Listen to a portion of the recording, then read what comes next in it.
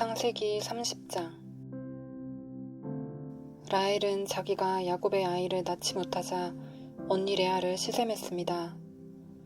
라헬이 야곱에게 말했습니다. 나에게도 아이를 주세요. 그렇지 않으면 죽어버리겠어요. 야곱이 라헬에게 크게 화를 내며 말했습니다. 아이를 낳을 수 없게 하신 분은 하나님이신데 나더러 어떻게 하란 말이오. 내가 하나님을 대신하란 말이오.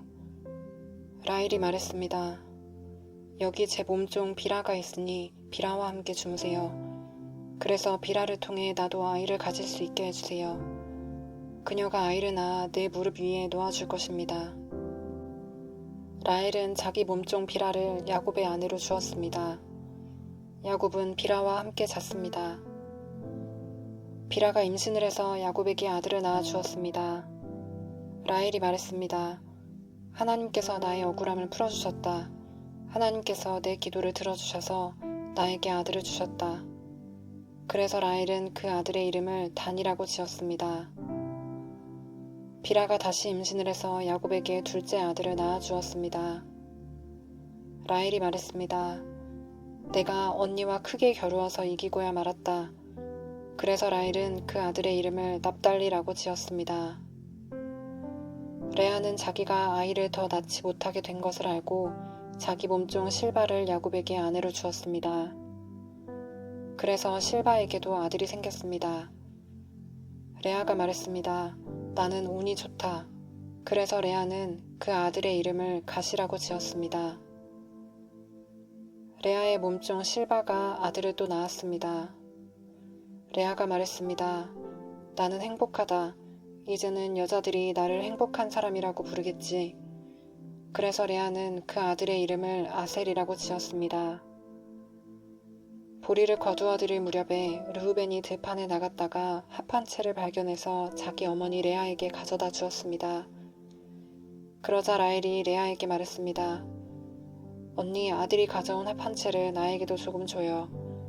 레아가 대답했습니다. 너는 내 남편을 빼앗아가더니 이제는 내 아들이 가져온 합 한 채까지 빼앗으려 드는구나. 그 말을 듣고 라헬이 말했습니다. 그 합 한 채를 나에게 주면 그이가 오늘 밤에는 언니와 함께 자도록 해주겠어요. 그날 저녁 야곱이 들에서 돌아오자 야곱을 맞이하러 나간 레아가 말했습니다. 오늘 밤에는 나와 함께 자야 해요. 내 아들이 가져온 합 한 채로 당신의 대가를 치렀거든요. 그래서 그날 밤에 야곱은 레아와 함께 잠을 잤습니다. 하나님께서 레아의 기도를 들어주셔서 레아가 다시 임신을 했습니다. 레아는 야곱의 5째 아들을 낳았습니다. 레아가 말했습니다. 내가 내 몸종을 남편에게 주었더니 하나님께서 그 값을 갚아주셨구나. 그래서 레아는 그 아들의 이름을 이사갈이라고 지었습니다. 레아가 또 임신을 하여 야곱에게 6째 아들을 낳아 주었습니다.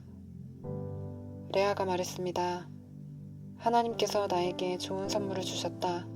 내가 6째 아들을 낳았으니 이제는 남편이 나를 존중해 주겠지. 그래서 레아는 그 아들의 이름을 수불론이라고 지었습니다. 그 후에 레아는 딸을 낳고 이름을 디나라고 지었습니다.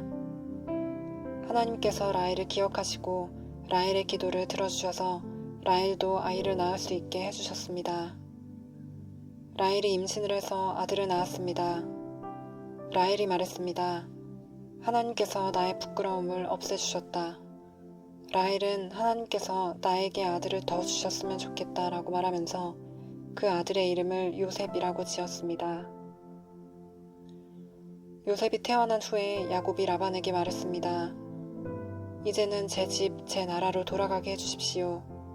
제가 장인어른을 위해 일해드리고 얻은 아내와 자식들을 데리고 돌아가게 해주십시오. 제가 장인어른을 위해 해드린 일은 장인어른께서 더 잘 아실 것입니다. 라반이 말했습니다. 괜찮다면 나와 함께 계속 있게나. 여호와께서 나에게 복을 주신 것이 다 자네 때문인 것을 내가 예측하여 알고 있었네.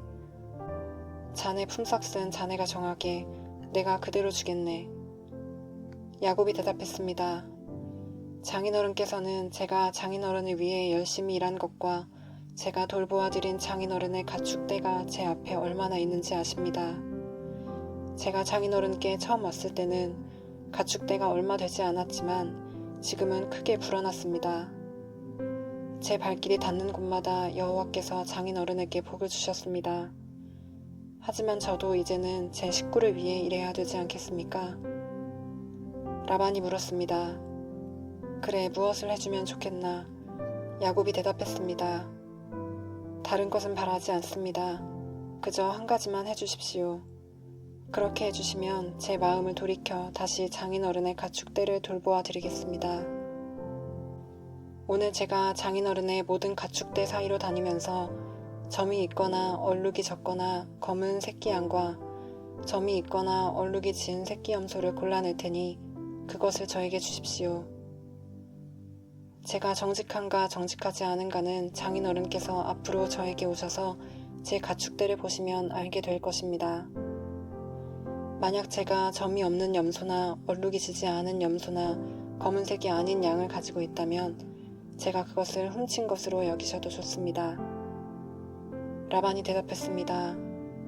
좋네, 자네 말대로 하겠네. 그러나 그날 라반은 몸에 줄무늬나 점이 있는 순염소들을 따로 떼어 놓았습니다. 또한 몸에 얼룩이 있거나 점이 있거나 하얀 반점이 있는 암염소들과 검은 양들도 모두 따로 떼어 놓았습니다. 그런 다음에 라반은 그 짐승들을 자기 아들들에게 맡겨 돌보게 했습니다. 라반은 이 짐승들을 야곱에게서 3일 길쯤 떨어진 곳으로 몰고 갔습니다. 야곱은 라반의 아버지 가축대를 쳤습니다.